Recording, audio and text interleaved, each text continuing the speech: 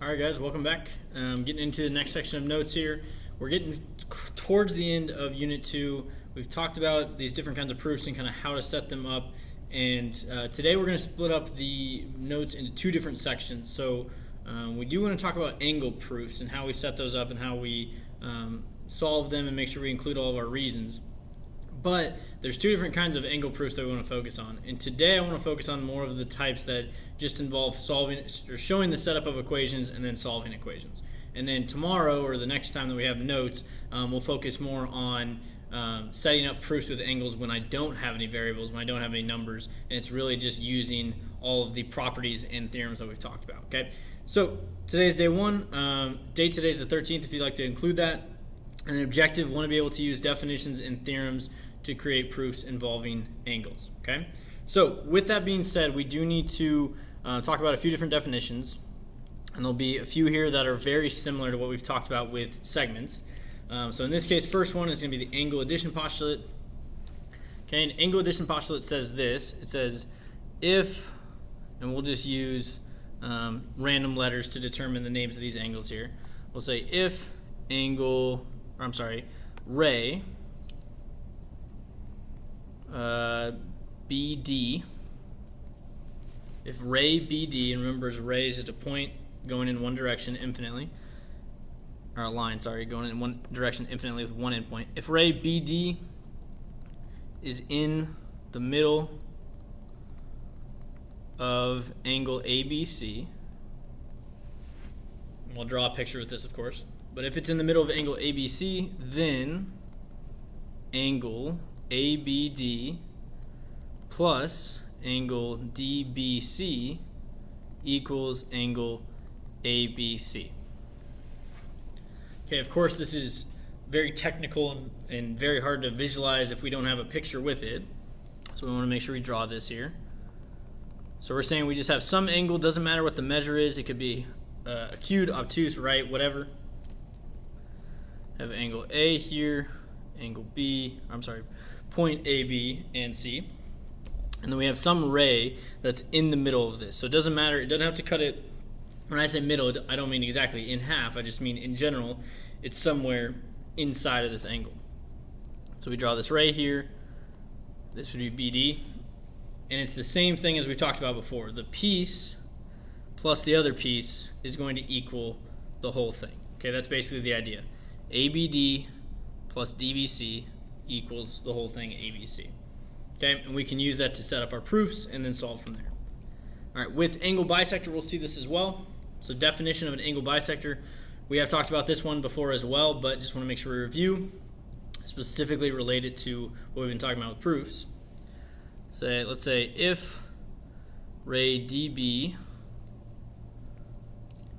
we'll just use the same letters here, is the angle bisector of angle ABC. So if we have a ray just like we saw in the past, except this one we know is dead in the middle, is the angle bisector.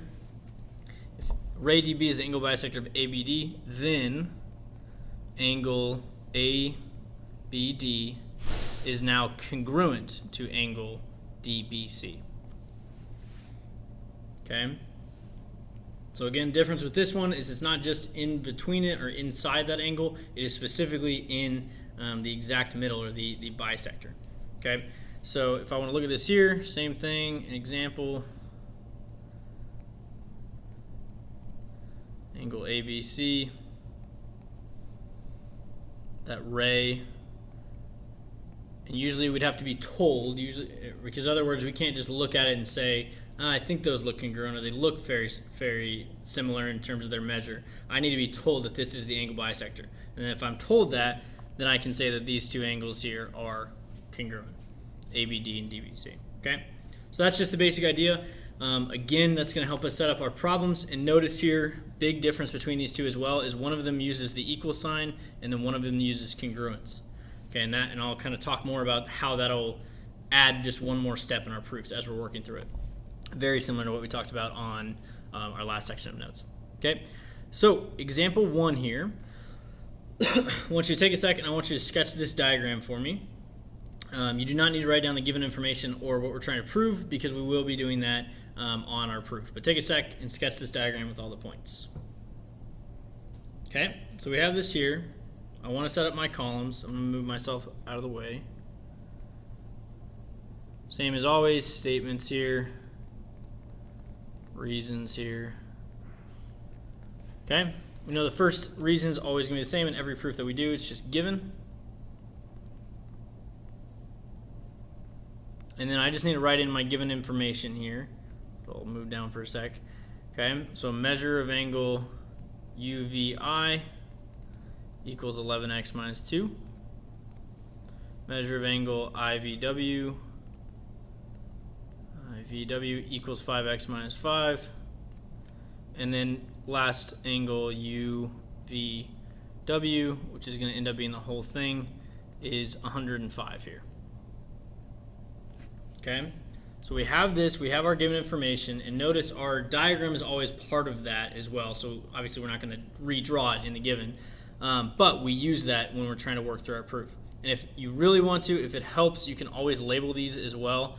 So we just said 11x minus 2, 5x minus 5, and then the whole thing is 105. Okay, if you want to label that, you can, feel free to, but don't have to. Okay. Now we're trying to figure out where to go next. I know we have that idea of what we've solved in the past, which is the piece plus the piece equals the whole thing. But in proofs, we have to show the names of them first. So if someone like me were to look through it, I could say, how did they set this up? And how do they know how to set that up? Okay, because the names of the angles are written here. Then I can substitute in and continue to solve. So if I want to set this up here, using that postulate that we just talked about, I'm going to say one piece, which is angle UVI, plus another piece, IVW, equals UVW. Okay, the piece plus the piece equals the whole thing. And my reason for that, how do we know that matches up with what we just talked about? That is the angle addition postulate. So that's going to be my reason there, angle addition postulate. And obviously feel free to abbreviate as necessary, as always. Okay, so we always have to show this step first. Now that we have these set up, now we can start to plug in and solve. So I have UVI, we already know that's 11x minus 2. The next one here is 5x minus 5. And then UVW, the last one, is 105. Okay, hopefully we understand the reason here as well. It's the same as always. If I'm ever plugging something in, whether it's for a name or for a variable, whatever, that's always going to be substitution.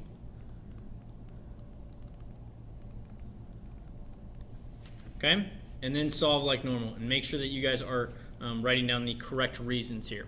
So next one, hopefully we understand we combine like terms if I want to solve this. When I do that, it's going to be 11x plus 5x to give me 16x, and then negative 2 and negative 5 combine to give me negative 7, and then equals 105.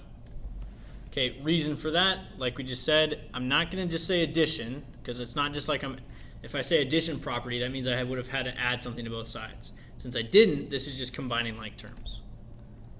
Okay, I've seen that same kind of thing with distributive property. Make sure the addition, subtraction, multiplication, division properties, the only time you use those is when you're doing something to both sides of the equation. Okay? Then we continue. We know we add 7 to both sides. So I get 16x equals 112. Reason for this is going to be what we just said. It's addition, or I added something to both sides, so that's addition property of equality. And then last step here we know is to divide by 16. I get x equals, and I can do one of two things. I can type this into my calculator and just check and make sure it's right, which you should do. But even if I don't know what 16 or 112 divided by 16 is, I know it should be x equals, oops, I muted myself there. I know it should be x equals 7 because that's what it tells us we're trying to prove. Okay, I did have a few homeworks with the previous section with segment proofs or algebraic proofs where we weren't getting the correct answer for x. Remember, it already tells you what the final answer is always going to be. So if you get to the end and that doesn't match up, then something is wrong in your proof or something got messed up. Okay, and so reasoning for this, we know we divided something on both sides, so this is the division property of equality. Okay, and that would be the final answer or final ending to my proof. Okay, so like I said, make sure you're always double checking to see if your final proof statement lines up with what you're trying to prove. All right, we'll continue here. Scroll down, another type of problem. Move this over here for a sec. Okay, I'll give you another second. Example 2, I want you to just take some time and sketch this diagram for me, include all those points. Don't need to include the given and prove, and then we'll come back together. Okay, so hopefully you have this sketched down now. Same thing as before. I'm going to set up my proof, write in my statements and reasons.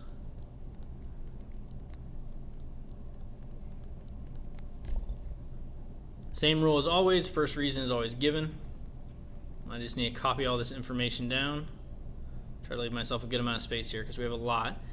We're told that Kn bisects angle LKM. And then we're also told to measure a couple of the angles. Measure of angle NKL equals 7x minus 3. And measure of angle MKN equals 4x plus 24. Okay, so, and I'll label those in the picture as well, 7x minus 3, and then 4x plus 24. Notice here, if I really wanted to, I could actually set up a problem for segment addition, but I'm not told the measure of the whole angle here, the third angle right there. So that, coupled with the fact that it tells us that Kn is the bisector of the angle, gives us good indication that we're going to be using the angle bisector theorem, or the definition of angle bisector. So if I tell you that Kn is the angle bisector of this big angle LKM, that tells us, hopefully we understand, that means it cuts it into two congruent halves. So when I'm showing the setup of my equation, I'm not just going to set these two equal to each other just yet. I need to use the names of them. So I'm going to say angle NKL is congruent to angle MKN. Okay. Notice I did say congruent because it lines up with what we just wrote down earlier in the notes. My reason for this is the definition of an angle bisector. And like I said earlier, we had to be told that this was the angle bisector. We couldn't just guess just by looking at it. Once you're told that, now that gives me some information. Okay, now I know that the angles are congruent, so I can say that in my proof. Okay, and then this is just one little fix we need to fix or change before we start plugging things in, is I can't solve equations with a congruent symbol in the middle. We're always used to having that equal symbol in the middle. So before I move on, I'm going to convert that here. So we'll say the measure of angle NKL is equal to the measure of angle MKN. We have to do this step first before we start plugging things in. And what's my reason for that? Well, all I really did is I just changed the congruent symbol to an equal symbol. We know that's true because that's just what the definition of congruence is. If two things are congruent, then their measures are equal. So that's just going to be definition of congruence. Okay, in this case, I'm just going to put the congruent symbol to represent that. And I've said this before, I'm going to say it again. Don't just throw definition of congruence randomly. I've had a lot of students, when they don't understand something in a proof, they just throw that in as a reason and hope for the best because they see a congruent symbol or an equal symbol somewhere. The only time you ever do that is when in this exact situation where we change it from congruence to equals. Okay? And now that we have the equal sign, now we can set up and solve. So we said measure of angle NKL is 7x minus 3 equals 4x plus 24. Reason for that, same as what we talked about. Anytime I plug something in, that's substitution. And then we're going to try to go through the rest of this proof a little bit quicker, but notice we're not actually solving for x here. We're trying to prove that the measure of angle NKL is 60 degrees. So we might have to do some work with that. Okay, so next one here, I'm going to try to condense this a little bit. We can subtract 4x from both sides. This is one way you could do it. There are multiple ways. Subtract 4x from both sides. My reason for that is going to be subtraction property. I'm going to make sure to put the T and the R in my abbreviation because otherwise that could be known as substitution. Next thing here, hopefully we understand we add 3 to both sides. That's just the addition property. Continuing, divide by 3 on both sides so I get x equals 9. Reason for that, like we just said, we're dividing, so that's division property. And I'm making these boxes really small because I'm trying to keep as much space as I can for my definitions later. And then another thing to notice as well is make sure that you guys are drawing these lines after each step so that I can keep track of my statements and reasons being right next to each other. I had a few of you guys when you were working on the homework a few nights ago with the last homework assignment, you didn't draw any of these little lines in between from one to the next. I would include that so you can keep everything organized. All right, so we got x equals 9, and like I said, we can't be done just yet because if I look back at my proof, notice we are trying to prove that measure of angle NKL is 60 degrees. So what I need to do here is I'm told, or I have information about NKL. I was given that it's 7x minus 3. So now we're going to do what we usually do when we try to find the angle measure, is we're going to plug it back in. So right here we'll say the measure of angle NKL equals, and like we saw, usually that's 7x minus 3. So I'm going to do 7, and then in this case times 9, and then minus 3. So I'm plugging in x here. Reason for that, like we said, is going to be the same as anytime we plug something in. That is going to be substitution.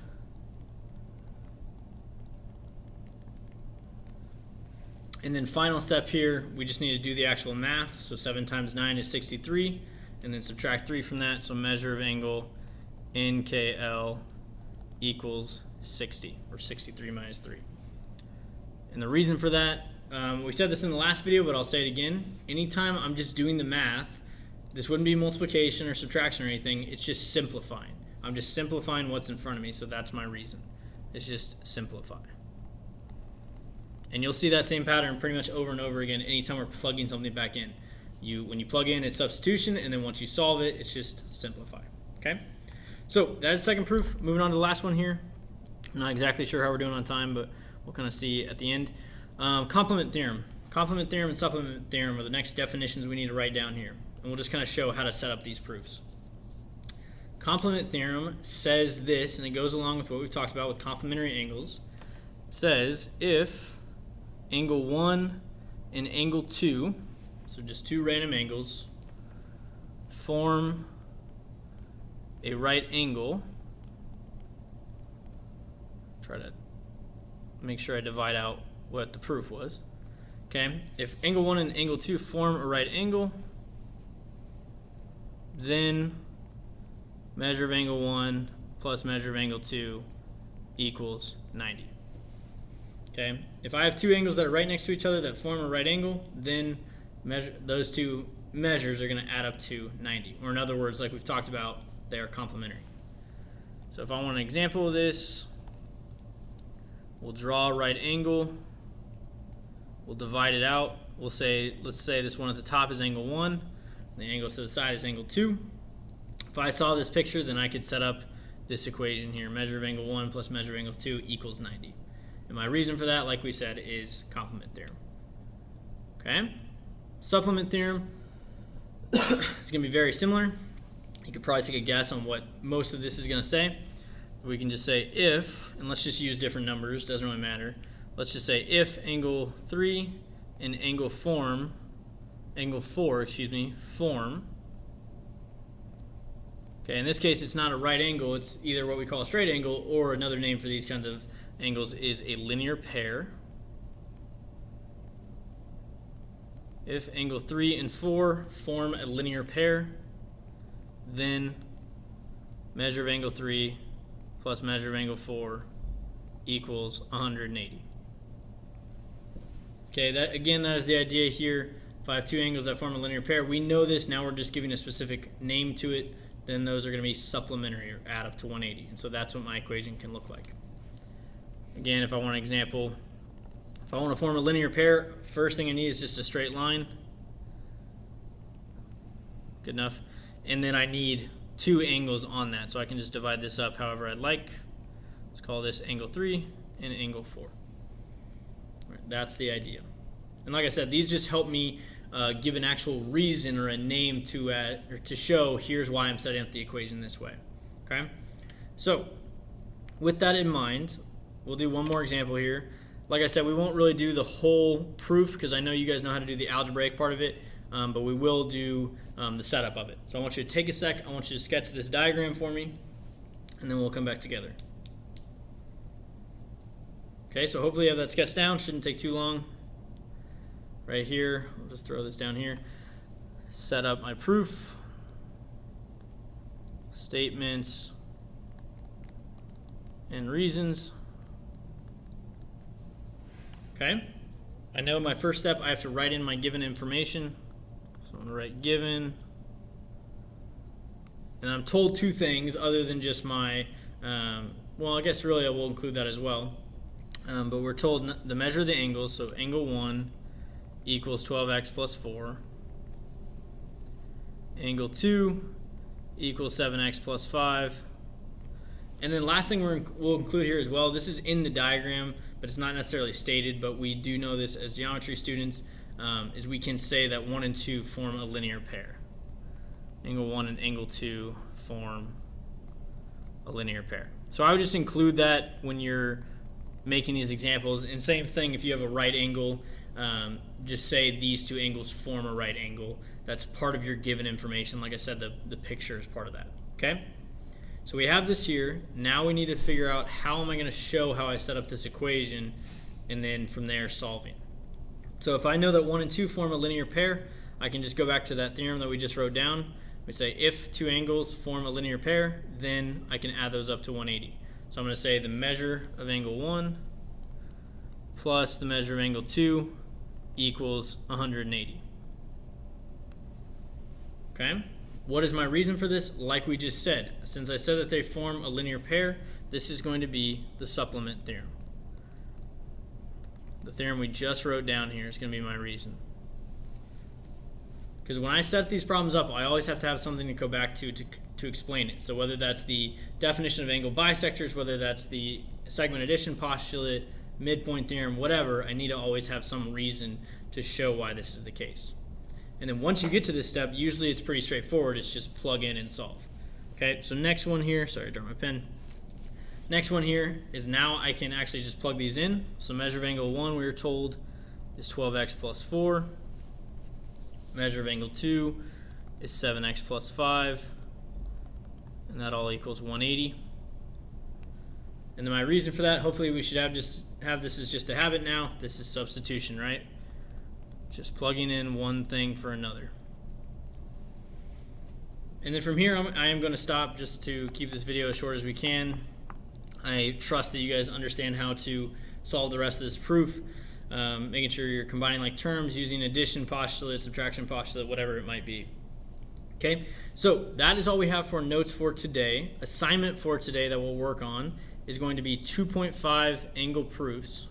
Interesting, I can't move that down. But we're working on 2.5 angle proofs. Be posted on the class website as always. And as always, if you have any questions about anything or any of these kinds of problems, feel free to let me know in the Zoom call. But otherwise, we are good to go. Okay, thanks guys.